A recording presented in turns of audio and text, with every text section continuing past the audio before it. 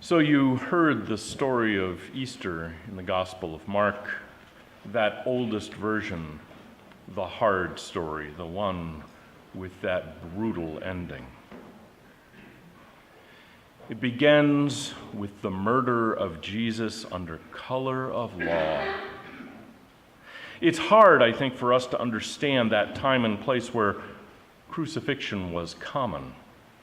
The most ruthless piece of state terrorism aimed at the subjects of the Roman Empire. It said, if you cross the line, we will kill you.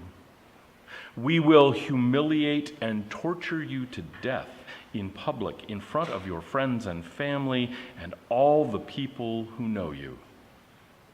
They were victims of state terrorism.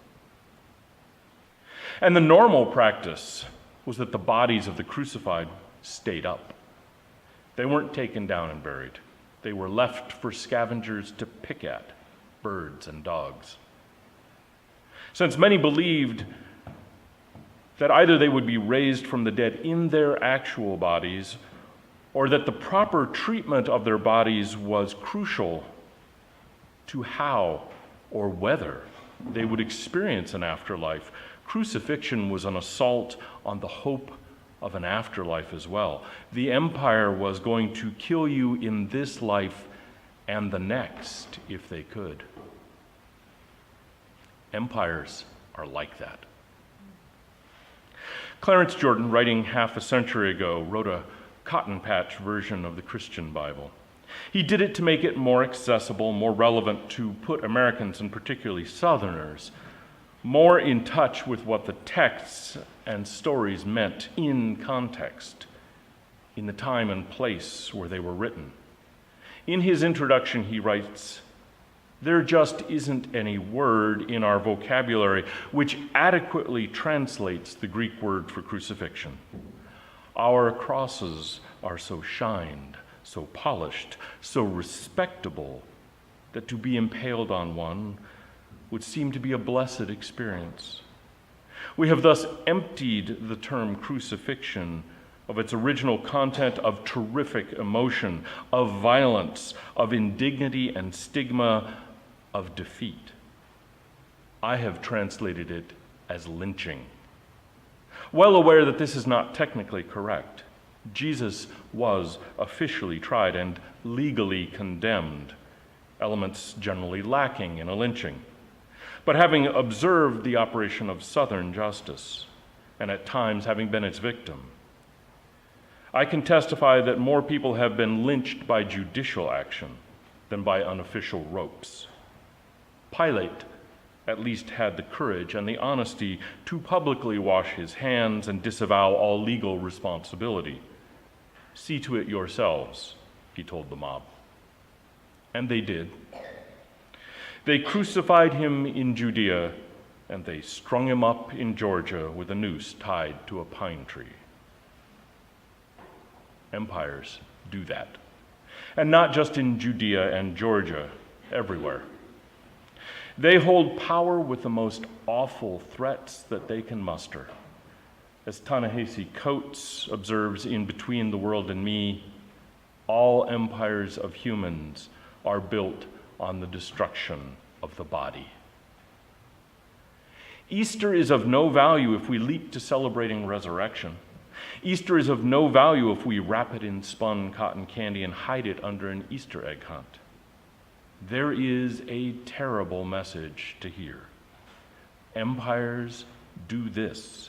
They will grind those who oppose them or who appear to oppose them to death in ways intended to terrify, to send a message. But there is a counter message. The experience of the community of the followers of Jesus there in Jerusalem offers that message. If you look with glittering eyes, you will find hope in the most unlikely places, even in that bitter, empty tomb. Love and hope live beyond death. Empires fall. They all fall because the very nature of empire carries the seed of its own self-destruction. There is hope. In fact, there is certainty. This will pass. Resistance is not futile, but it must remain true to its core, or it will get crushed or co-opted, turned into a new empire. Easter says there is hope for the common people. It says there is certainty, especially for the most downtrodden, if they do not give up hope. If they watch with glittering eyes the whole world around them, because the greatest secrets are always hidden in the most unlikely places. If they remember that the empire's lies are that, lies and brutality. If they remember the messages about how people can be, how we can reach out to each other, be vulnerable and seen for who we are. If we remember the messages about how to live, how to be generous with our own lives and what we have, then we can salvage from the empty tomb what the empire swears will be buried there and left dead. Hope, solidarity, a commitment to the community we know can be, where we share, where we trust, where we are gentle and generous and we listen to each other, where we hear each other's stories and bind up each other's wounds. Hope is the thing that empires fear. As a recent Star Wars film has it, rebellions are built on hope. What the empty tomb promises is that even brutality and death cannot kill hope. That the community of love, affection, and memory keeps on and wins out. That it can. Jesus is dead, his body is missing, and out there, people keep running into him. I'm not a supernaturalist.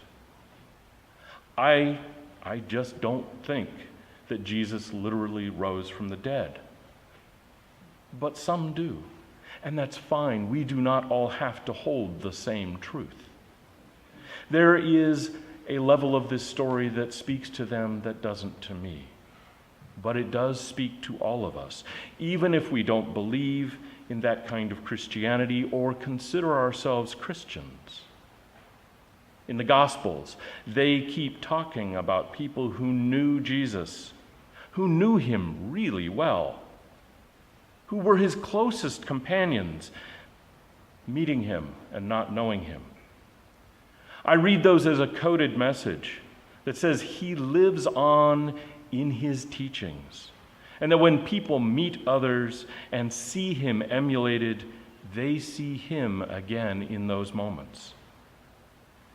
The tomb is empty. Jesus walks again in the form of everyone whose life echoes his teachings.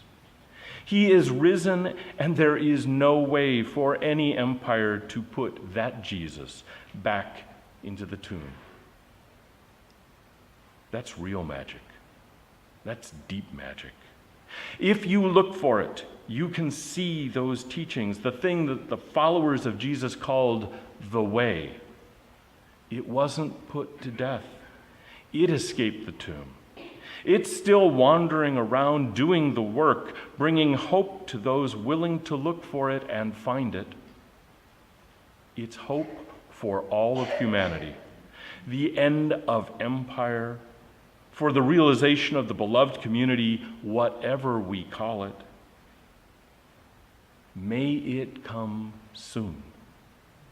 And may we remember that the teachings of Jesus and of all of the great teachers live on in our bodies and in our actions, not on the pages of books. You don't have to be a Christian for Jesus to speak to your life and to give you hope. Rise up. Love. Be alive again. Resist the evils of empire. May it be so.